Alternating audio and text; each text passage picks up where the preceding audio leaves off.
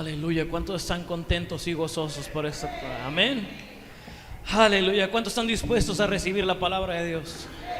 Entonces abre tu Biblia, por favor, en primer libro de Samuel, primer libro de Samuel, verso 18.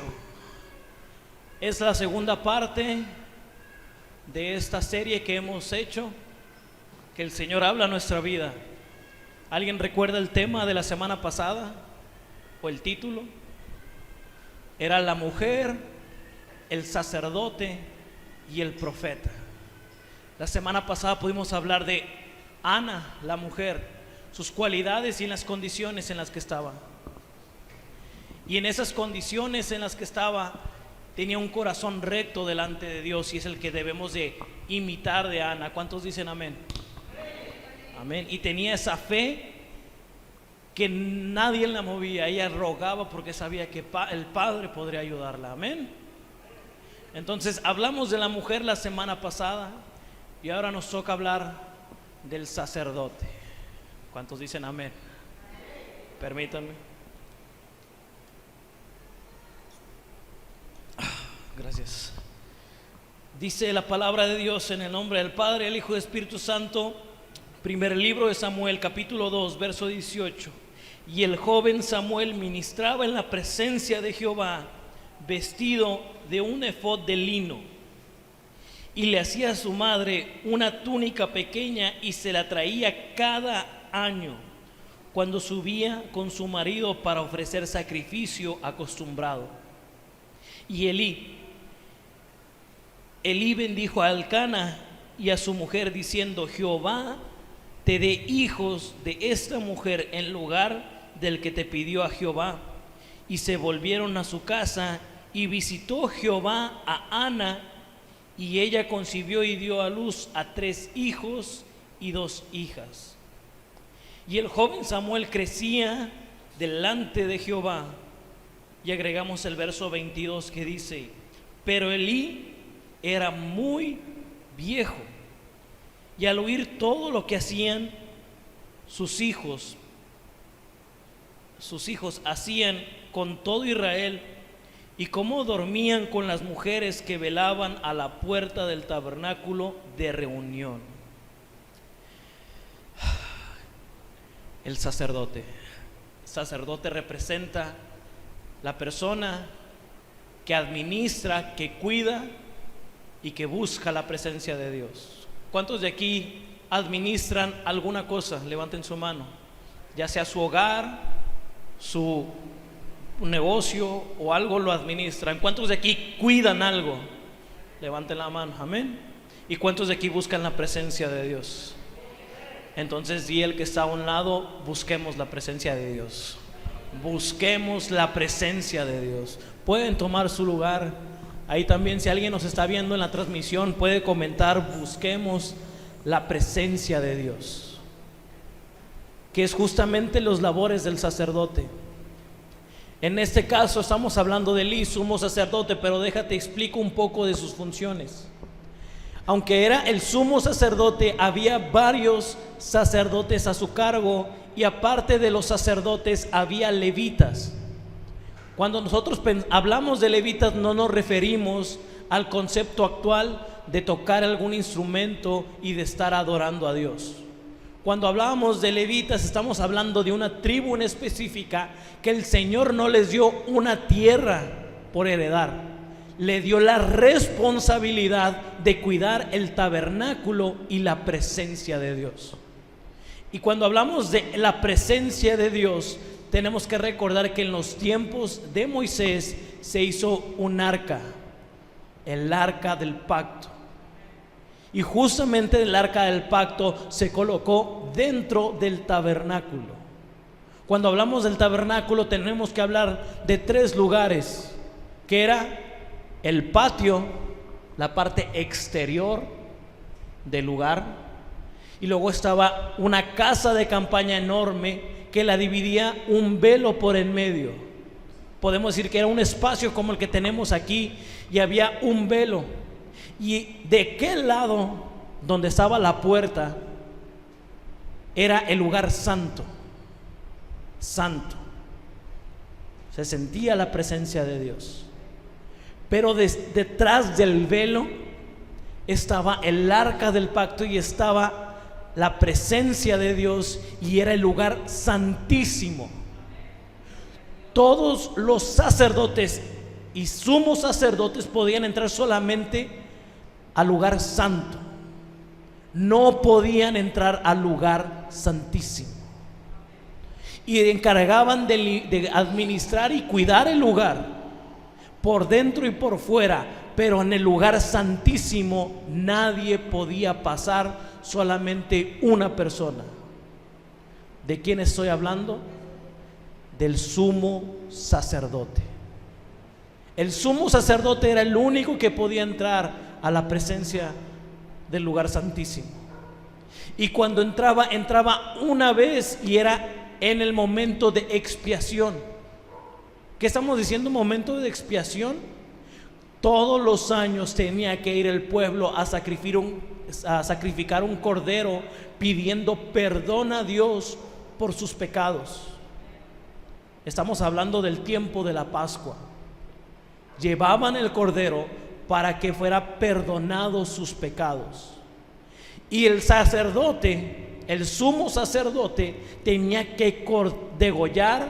Primero tenía una vestimenta, y al tener esa vestimenta tenía que despojarse de ella, degollar al animal enfrente de todos, ponerlo en fuego vivo como ofrenda de arrepentimiento. Se limpiaba extremadamente, se ponía de nuevo la túnica, el efod, que era el vestimenta del sacerdote, del sumo sacerdote, y entraba con incienso al lugar santísimo.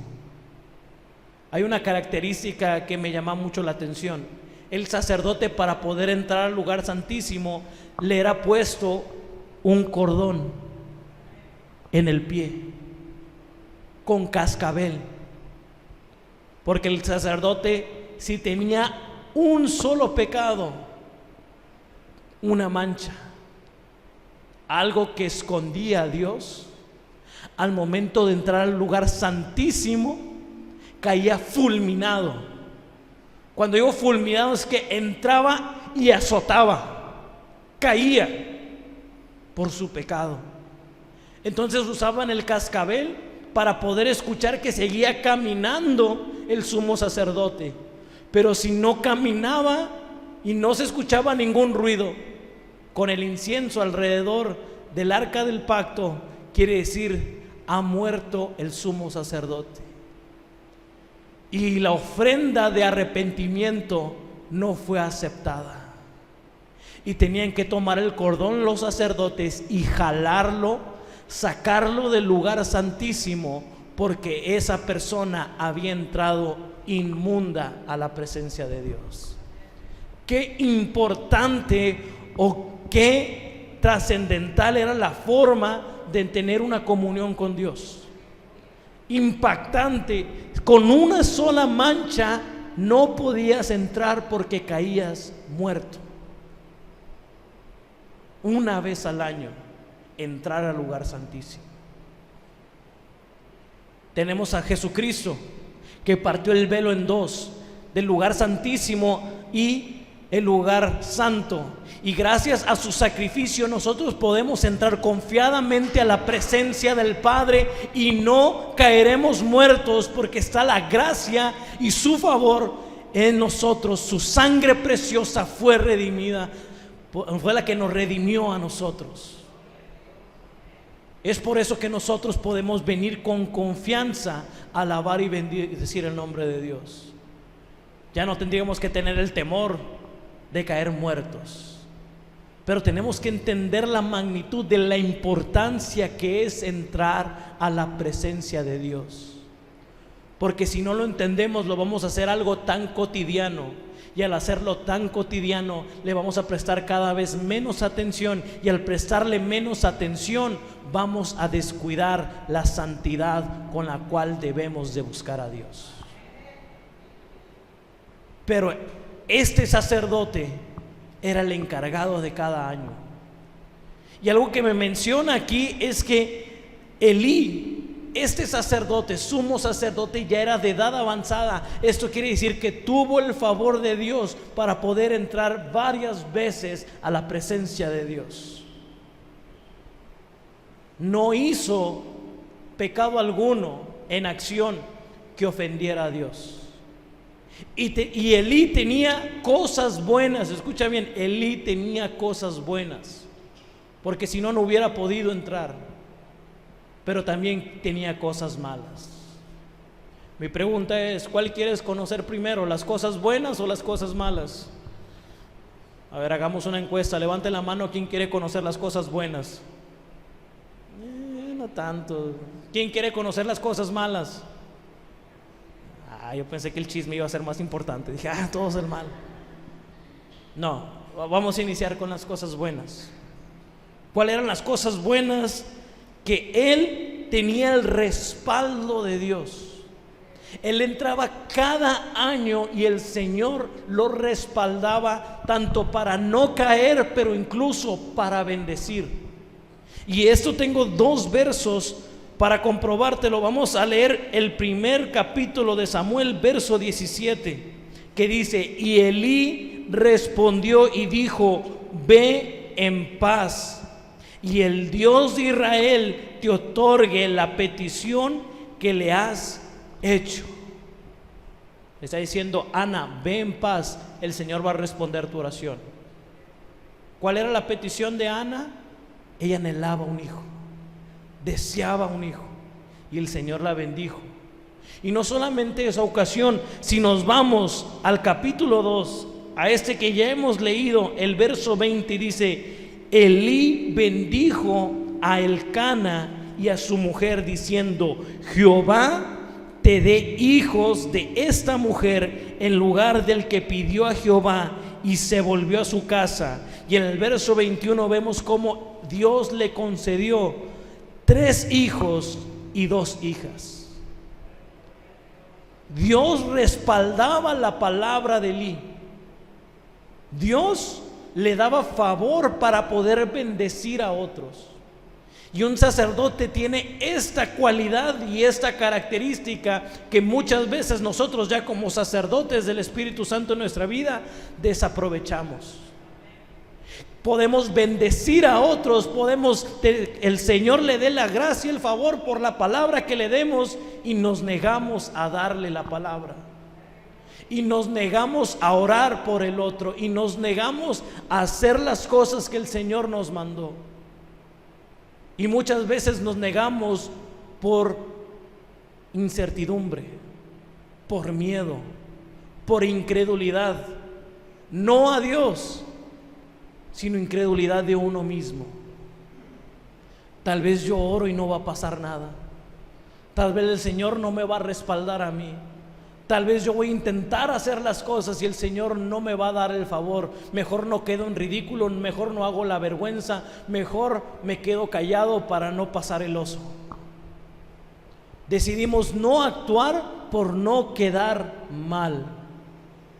Pero al no actuar, estás quedando mal con Dios. Escúchame bien, al no actuar, estás quedando mal con Dios. Elí tenía esta conciencia que el Señor respaldaba la bendición que él daba, y él bendijo a Elcana y a Ana, y Dios respaldó la palabra del sumo sacerdote. ¿Cuántos quieren tener ese respaldo de Dios? Busquemos su presencia. Busquemos su presencia. Queremos el respaldo de Dios. Señor, yo quiero orar por enfermos y que se levanten. ¿Ok? ¿Quién va a hacer la obra? El Señor. Entonces, ¿a quién necesitas? Al Señor. Busquemos esa comunión con el Espíritu Santo. Pero si no la buscamos, ¿cómo recibiremos respaldo? ¿Qué otras cosas tenía? Supo guiar, escucha bien, supo guiar a la siguiente generación a escuchar la voz de Dios. Uno es que él tenía el respaldo de Dios, y otra es que supo guiar a la siguiente generación. Vamos a leer en el capítulo 2 el verso 11, y dice: y Elcana se volvió a su casa y el niño ministraba a Jehová delante del sacerdote Elí. Aquí estamos hablando que los padres se iban. Elí, Samuel, el profeta, quedó en el templo y él empezó a ministrar en presencia de Elí. Es decir, Elí le decía cómo hacerlo y Samuel empezaba a hacer lo que Elí le mostraba. Supo guiar a las otras generaciones a buscar o a servir a Dios, sería mejor.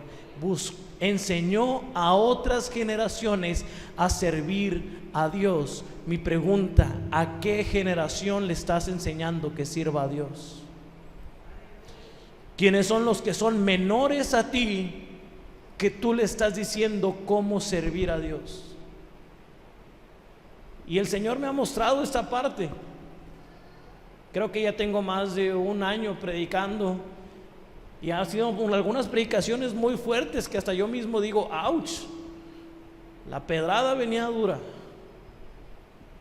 Y cuando sé que la pedrada venía dura es porque primero me cayó a mí. ¿Y esto qué quiere decir? Que cuando vamos a ministrar la presencia de Dios y vamos a enseñar a las siguientes generaciones, tenemos que mostrarles cómo se hace, pero también tenemos que corregir a las siguientes generaciones.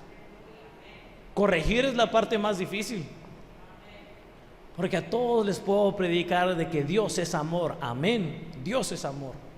Yo lo creo, yo lo vivo, pero también tengo que mostrarte que es un Dios justo, que es un Dios santo, que es un Dios recto y que delante de Él no podemos ocultar nada. Es por eso que a veces vengo con el cinto en la mano y empiezo. Hoy, el día de hoy, el pastor parecía que estaba enojado. El Señor habla a mi vida y lo que no predique yo se me va a demandar a mí. El sacerdote tiene que estar consciente: lo que no enseñe se nos va a demandar a nosotros. En esta semana estuve publicando un video acerca del pecado. No sé si algunos lo vieron, se lo recomiendo. Denle like, compartan. No, ya el anuncio no, perdón.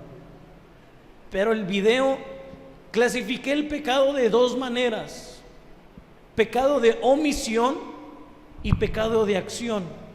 La mayoría en el mundo está pecando de acción, hace las cosas que lo alejan de la presencia de Dios, pero penosamente en la iglesia estamos pecando de omisión, porque dice Santiago que todo aquel que sabe hacer el bien y no lo hace, le es contado por pecado. Entonces nos cuenta el pecado de saber que tenemos que evangelizar y no lo hacemos. Nos cuenta como pecados que sabemos que tenemos una vida consagrada y no lo hacemos. Nos va a demandar, o me va a demandar a mí, la enseñanza que se le está dando. Y si no doy una enseñanza sana conforme a la palabra de Dios, a mí se me va a demandar. ¿Y por qué repito tanto esto? Porque yo sé que de aquí van a salir pastores, predicadores y maestros, y tienen que tener esta visión. Si enseñamos mal, el Señor nos lo va a demandar. Y muchas veces enseñar mal no es decir una cosa o una mentira, sino omitir la palabra de Dios. Se tiene que decir la palabra tal cual, es cortante como una espada de dos filos que penetra hasta los huesos. Pero también esa misma palabra que te cortó lo peor, te abraza y te muestra de su amor. Y no le quitamos ni le ponemos nada a la palabra. Y Elí ministraba junto con Samuel, y Samuel iba aprendiendo tal cual era el testimonio de Samuel, de Elí, que cuando el Señor buscó la presencia de Dios, cuando Dios buscó a Samuel, Elí le dijo cómo escuchar su voz. Elí le dijo cómo escuchar la voz de Dios y cómo dirigirse a Él. El Señor le hablaba a Elí el Señor le hablaba a Samuel y Samuel iba corriendo con Elí. Señor, ¿me hablas? Elí, no, yo no te hablo, vete a dormir. Una segunda vez viene la voz de Jehová hablando a Samuel y él se levanta corriendo y decirle: Elí, Señor, ¿me hablabas? Y no, hasta que Elí entendió que era la voz de Dios. Entonces le dijo Elí a Samuel: responde lo siguiente, verso 9 del capítulo 3. Y dijo Elí a Samuel: ve y acuéstate, y si te llamare, tú dirás: habla Jehová, que tu siervo oye. Habla, que tu siervo oye. Es una frase, pero también es una postura y una actitud. Cuando el Señor habla, tenemos que ser mansos y humildes para oír. ¿Esto qué quiere decir? Elí tenía errores como cualquier otro hombre, pero sabía que cuando el Señor corregía, él tenía que oír. Escúchame, él tenía que oír, él oía la voz de Dios. Pasó el tiempo y se hizo cada vez peor la comunión porque descuidó cosas, pero él sabía que tenía que oír la voz de Dios. Y le decía: habla, que tu siervo oye. Habla Jehová, que tu siervo oye. La forma que tenías que contestar con humildad: yo soy tu siervo y yo te escucho. ¿Por qué marca esto mi vida? Porque yo tengo errores. El pastor se equivoca, santo Dios. El pastor tiene cosas mal, santo Dios. El Señor tiene que corregir a Dios, al pastor con sus errores. Sí, yo tengo errores, pero cuando alguien me corrige, ¿cuál es mi actitud? ¿Cuál es mi actitud? ¿Me cierro y empiezo a criticar al que me está señalando? ¿O me aguanto las emociones que vienen a mi mente y escucho lo que Dios tiene para mí? ¿Alguien de ustedes aquí ha corregido a alguien o ha regañado a alguien? Levanten la mano, ¿cuántos aquí han regañado a alguien? ¿Sí? Qué bonito, ¿verdad? Regañar. Y si o no hay molestia que cuando tú reprendes a alguien, esa persona responda teniendo un argumento en contra. Ejemplo: hay una basura. Mi hijo, recoge la basura. ¿Por qué yo? Si yo no lo tiré. ¿Cuántos de aquí se ponen gozosos cuando su hijo le responde así? ¿Cuántos de aquí se ponen bien contentos? Ay, mi hijo, qué bonito contesta. Amén, amén. Okay. Limpia tu cuarto. Es mi cuarto, así me gusta. Ah, santo. No volteen a ver a sus hijos, no me quemen a nadie, no quiero. Mejor me vengo acá para que hay menos. Cuando le dicen a alguien: oye, hacer eso está mal, y de repente, pero el otro lo hace también. Te están corrigiendo a ti. Si tienes un corazón humilde, vas a escuchar y vas a corregir lo que tú tienes mal, no lo que hacen los demás. ¿Sí? Cuando yo le decía a mi mamá: eso yo no lo tiré, y le dice: pero tú vives aquí, es tu casa y debes de vivir en un lugar limpio.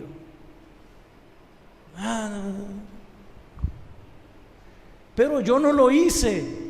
Pero se tiene que hacer lo correcto, porque estamos delante de Dios. ¿Cómo escuchamos la voz de Dios? El Señor nos corrige, pero ¿cómo estamos atentos? ¿Escuchamos, refunfuñamos o tenemos una actitud humilde ante Él? Elí le enseñó a Samuel a tener la actitud humilde. Señor, habla, que tu siervo oye. Aunque parece una frase, es una actitud. Cuando el Señor te habla, empiezas a señalar a los demás. o empiezas a escuchar la corrección? Cuando el Señor te habla a ti, te manda a hacer algo, dices luego, o dices escucho y obedezco. Ya se quedaron muchos callados. Quiero pensar que todos hacemos eso. Pero muchas veces nosotros queremos actuar conforme a la carne, conforme a nuestra forma de pensar, conforme a lo que yo creo que está bien. Y esa actitud se llama soberbia. Y un corazón soberbio, el Señor no lo acepta. Un corazón altivo, el Señor lo ve de lejos. Un corazón humilde, el Señor escucha. Entonces tenemos que ser humildes. Entonces tenemos que ser entendidos a la voz de Dios, como Elí le enseñó a Samuel. Entonces Elí tenía respaldo, Elí sabía servir a Dios, Elí sabía escuchar la voz de Dios, pero tenía defectos. ¿De qué pecado le estaba hablando hace rato? El pecado de omisión. El pecado de saber hacer lo correcto y no hacerlo. Y él era muy bueno para enseñar a Samuel a cómo servir y adorar a Dios y a escuchar su voz, pero penosamente no pudo hacer lo mismo con sus hijos. No pudo hacer lo mismo con sus hijos. ¿Cuántos han escuchado la frase? Es candil en la calle y oscuridad en la casa. ¿Sí lo han escuchado? Frase viejísima, ¿verdad? De como dice el dicho. No ven esos programas ustedes, perdón. Pero esa frase es tan cierta, y no solamente tan cierta, sino que es un principio bíblico. Ve y por favor ayúdame a leer todos. Primera carta de Timoteo, verso 8.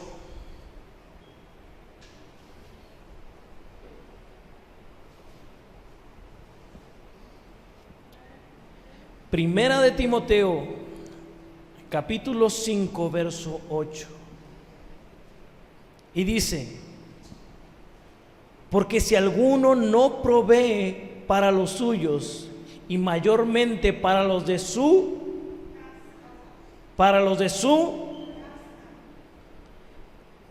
no escucho bien, escucho una hermana, perdón, para los de su casa, ha negado la fe y es peor que un incrédulo. Es peor que un incrédulo. Aquí está hablando en cuestiones monetarias y que debemos de cubrir el apoyo a las viudas en casa, pero principalmente proveer alimento y sustento a los hogares. Pero uno como sacerdote tiene que entender que su mayor responsabilidad es lo espiritual. Amén. Todo aquel que es sacerdote, y eso no me refiero a hombres, sino que también mujeres, les ha tocado el labor de ser sacerdote en su casa. Y no es porque estoy diciendo que hay falta de un hombre, sino que a veces el hombre no ha tomado la dirección de la vida conforme al corazón de Dios. O hay mujeres que están siendo sacerdote en su casa. ¿Por qué? Porque el hombre simplemente fue muy valiente para correr, no para ser responsable. Pero nosotros debemos entender que primeramente tenemos que ver para los nuestros y para los de nuestra casa, para nuestra casa. Y en el verso 11 dice en Primera de Samuel capítulo 2, Elcana se volvió a su casa y el niño ministraba delante de Elí. Pero el verso 2 es algo que impacta. Los hijos de Elí eran hombres impíos y no tenían conocimiento de Jehová. Era muy bueno para enseñarle a otros, pero olvidó enseñar en su hogar. Era un hombre piadoso, era un hombre humilde, era un hombre que estaba buscando estar bien con Dios, pero también el Señor te demanda estar atento a tu casa y enseñarles a tu familia a buscar a Dios. El Señor demanda a la cabeza del hogar a enseñar a su familia de Dios. ¿De qué te va a servir a ti ganar almas en la calle si el testimonio en tu casa está enfriando el corazón de tu esposa y de tus hijos?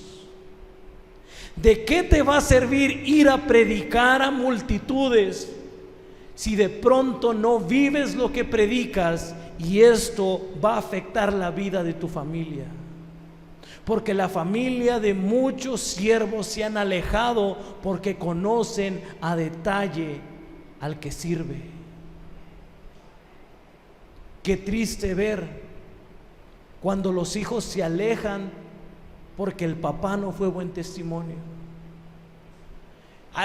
Mi papá saludaba de mucho cariño a todos los hermanos y hermanas, abrazaba a todos los niños, pero mi mamá le gritaba en casa.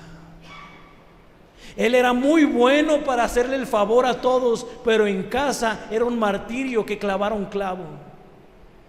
Era muy bueno para hacerle el favor a todos los hermanos de la iglesia que le pedían, pero no podía estar con nosotros.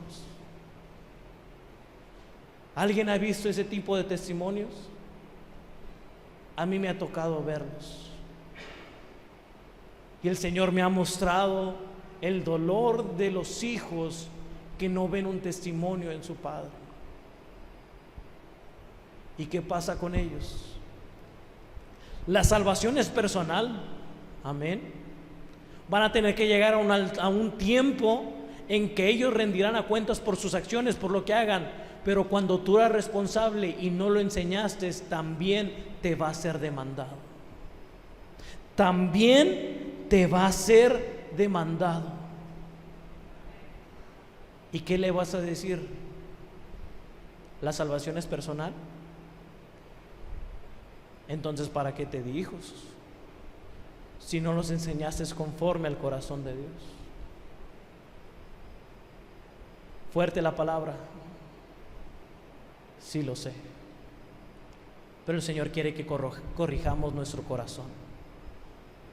Todo aquel que quiere servir a Dios, buena cosa desea, anhela lo mejor, pero entienda que hay responsabilidad, entienda que hay criterio para Dios, entienda que tenemos que ser testimonio, y el mayor testimonio que debemos de dar es en casa, es a nuestra familia, es a los que viven con nosotros. Porque de nada va a servir que en el altar o enfrente hagamos la oración más hermosa si no nos ven orando en la intimidad. Es fuerte, ¿verdad? ¿Y sabe qué es lo peor? Que no solamente no les enseñó la palabra de Dios y la comunión con Él, sino que supo que estaban pecando y no los corrigió. Estaban en pecado sus hijos. Ellos tenían la característica de que habían mujeres que limpiaban el templo por fuera. Las mujeres hacían el trabajo del campo, y esas mujeres que cuidaban el tabernáculo en la parte exterior, ellos tenían relaciones con ellas. Y no solamente esto, cuando traían un sacrificio y tomaban lo mejor para quemar y hacer un incienso de arrepentimiento a Dios, ellos tomaban lo mejor del animal para comerlo, y no le agradó a Dios. Y lo peor es que Elí escuchó todo lo que hacían sus hijos y no hizo nada. Hay una palabra que sé que es fuerte. Sé que algunos hijos tal vez se van a molestar, pero padre, lo tienes que escuchar. Todos aquellos que son padres escuchen esta porción. Si eres papá o mamá, escucha esta porción. Capítulo 3, verso 13. Y le mostraré yo y juzgaré su casa siempre por la iniquidad que él sabe, porque sus hijos han blasfemado a Dios y él no les ha estorbado. Tu responsabilidad como padre no es ser el mejor amigo de tus hijos. Tu responsabilidad como padre no es ser el buena onda. Tu responsabilidad como padre no es solapar todo para que ellos estén bien, entre comillas. Tu responsabilidad como padre es llevar a tus hijos a la presencia de Dios, y si sabes que están pecando, tienes que ser de estorbo. Tienes que estorbarle a tus hijos a pecar. Y cuando ellos están en un mal camino, tienes que interrumpir. Cuando de pronto el chico se queda viendo la televisión hasta las últimas horas de la noche, en canales donde no es para niños, el padre y la madre tienen que salir a la cocina. Ay, mi hijo, me voy a hacer un sándwich, ¿tú no quieres? No, mamá, ¿sabes qué? Tengo ganas de platicar. ¿Por qué no platicamos ahorita? Te voy a leer un capítulo. Te aseguro que en 3 segundos le va a dar sueño. Que de repente la hija trae al novio y dice: ay, amor, ¿me acompañas por el cargador al cuarto? El papá tiene que decir: sí, vamos los 3, yo también los puedo ayudar a buscar. Yo soy bueno para buscar. Ay, hay unos amigos en la esquina, y de repente ves que los amigos están en la esquina y no están haciendo lo bueno delante de Dios. Mijo, mejor no vayas, quédate aquí, tengo que hacer algo, ayúdame. Los padres tienen que estorbar a los hijos a pecar. Los padres tienen que estorbar. Ya sé que hay muchos adolescentes que ya me están viendo con ojos de que me las va a pagar, pastor. Pero padre, tú ya has escuchado este consejo, y este consejo ya te corresponde a ti. No puedes decir que no te fue predicado. Como padre tienes que estorbar a tus hijos a pecar, porque si tú los solapas, también su vida va a ser demandada a ti. Porque en la actualidad buscan esta nueva filosofía: sé amigo de tus hijos, sé buena onda, que no te odien. Uno como hijo, y esto lo saben, por bien que te traten siempre va a haber un sentimiento de rencor, no porque hayan sido malos padres, sino porque el enemigo ataca nuestros corazones para aborrecer a la obediencia. Pero ahorita yo le agradezco tanto a mi madre, que estuvo orando por mí y me incomodaba para pecar. Que andaba en la calle y de repente, cuando nunca me marcaba y yo estaba planeando hacer algo malo, de pronto llegaba una llamada: mi mamá, ¿todo bien? Sí, mi hijo, pero quiero saber cómo andas, ¿todo bien? Sí, mamá, estoy bien. Ah, ok, ¿y cómo a qué horas llegas? No sé, pues ahorita. Llega lo antes posible, es que escucho ruidos afuera y no me da confianza. Los que son mamás me van a entender. Y ya me sentía incómodo. Uy, mi mamá me está esperando. Pues vámonos a la casa. Y el adolescente le aborrece eso. Lo sé, yo fui adolescente y aborrecí eso. Pero no sabes ahorita qué tanto le agradezco a mis padres. Que pude terminar mi carrera, que pude hacer las cosas bien en el ministerio, y que al final el Señor me ha premiado con una hermosa esposa. Si yo hubiera estado en los malos pasos, lo más seguro es que yo en aquellos tiempos haya quedado embarazado. Ahorita tengo la panza, pero en aquellos tiempos hubiera hecho una cosa mal delante de Dios. ¿Y qué hubiera pasado? No estaría aquí presente. No podría tener la investidura de pastor, porque el que quiere ser pastor debe ser hombre de una sola mujer. Y gracias a los estorbos de mis padres que no me dejaron pecar, hoy estoy aquí. ¿Qué quieres que te diga Dios? ¿No le estorbaste a tus hijos? Porque esa palabra que yo te estoy dando es lo que pasó en el verso 27. Y vino un varón de Dios a Elí y le dijo: así ha dicho Jehová, ¿no me manifesté yo claramente en la casa de tu padre cuando el fuego de Egipto en casa de Faraón? Y escogí yo por sacerdote entre todas las naciones de Israel. Y este hombre le empieza a narrar todos los pecados de su hijo, y él no hizo nada para evitarlo. Entonces la palabra que le fue dada era juicio por su omisión. Entonces, hombre, ponte los pantalones, sé un hombre delante de Dios y lleva a tu familia a adorar a Dios. Mujer, que el hombre no quiso ser responsable, que el hombre no quiere ser responsable, ponte la falda bien puesta y busca que tu familia adore a Dios, para que no te sea contado a ti, porque si no lo haces es juicio. Entonces, donde sea que vayan, donde sea que estén, busquen que su familia busque el rostro. Y de pronto, ahí les va la voladora a los adolescentes.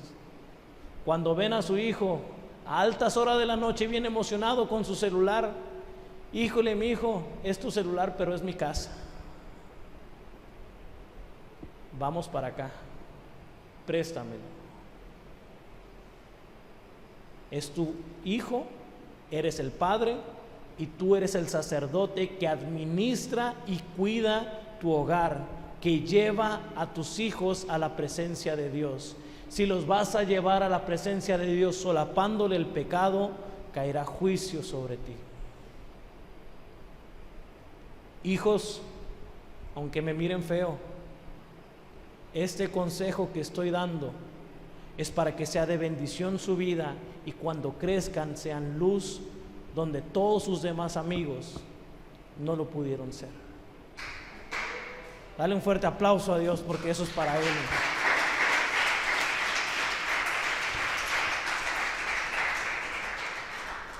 Hay una última cualidad de Elí. Le voy a pedir al grupo de alabanza que me acompañe, que es algo positivo, pero me da tristeza. Porque este pasaje que te leí del 13, que tenía que ser, que no fue estorbo para sus hijos, era palabra de Jehová que le había dado a Samuel. Y Samuel, a su corta edad, escuchó que Elí no corrigió a sus hijos, y por eso le había sido contado por pecado, y ahí iba a caer juicio sobre su casa. Elí no escuchó esta palabra, y él tenía una hambre y sed y necesidad de escuchar la palabra de Dios. Dios había hablado a un joven y él tenía el deseo de escuchar qué había pasado. Y en el verso 16 y 17, Elí confronta a Samuel. El verso 16: llamando pues Elí a Samuel, dijo: hijo mío, Samuel. Y dijo Elí: ¿qué es la palabra que te habló? Eso es el verso 17. ¿Qué es la palabra que te habló? Te ruego que no me encubras así. Te haga Dios y aún te añada, si me encubres palabra de todo lo que ha hablado contigo. Dime por favor, ¿qué te dijo Dios? Maldición sobre ti si no me dices la última palabra. Por favor, dime qué dijo Dios a tus oídos.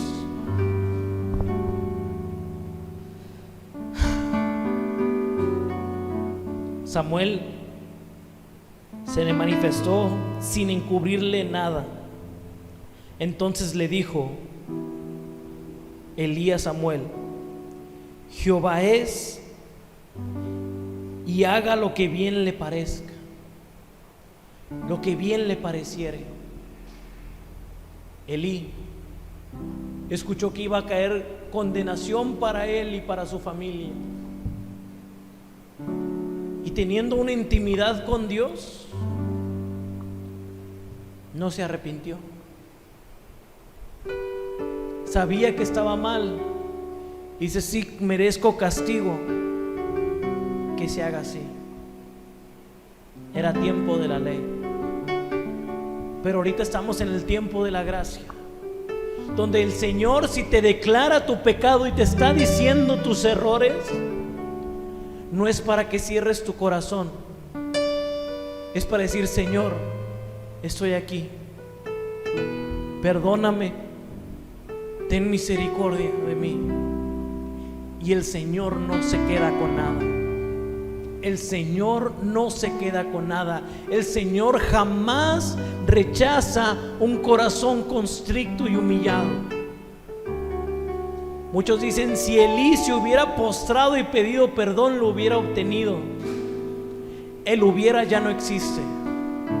Él escuchó la palabra de Dios y la aceptó. Ahora el Señor te dice: hay pecado en tu vida, pero también está la gracia que te puede abrazar, la misericordia y la señal de Dios. Pero necesitas corregir tu vida. Entonces, pueblo, ¿cuál va a ser nuestra actitud? Muchos de aquí anhelamos escuchar la voz de Dios. Yo quiero escuchar la voz de Dios, pero no es lo que yo quería escuchar. Simplemente lo que escuchó me dolió en el corazón. El Señor, si te regaña, te exhorta y te llama la atención, es porque te ama. El Señor a quien ama corrige. Y tú puedes tener la misma actitud de Samuel, de Elí, diciendo: el Señor ya habló, entonces estoy mal. Entonces estás olvidando el evangelio completo. Porque Jesús, si bien vino a juzgar, pero también vino a extender vida y misericordia. Y todo aquel que sabe que está mal delante de los ojos de Dios puede en este momento entrar al lugar santísimo para pedir perdón. Y el Señor perdona nuestros pecados. Ya no vivimos en tiempos de la ley, vivimos en tiempos de la gracia. Y ahora podemos entrar al lugar santísimo sin inconveniente por el sacrificio que Él hizo. Entonces, iglesia, ponte de pie.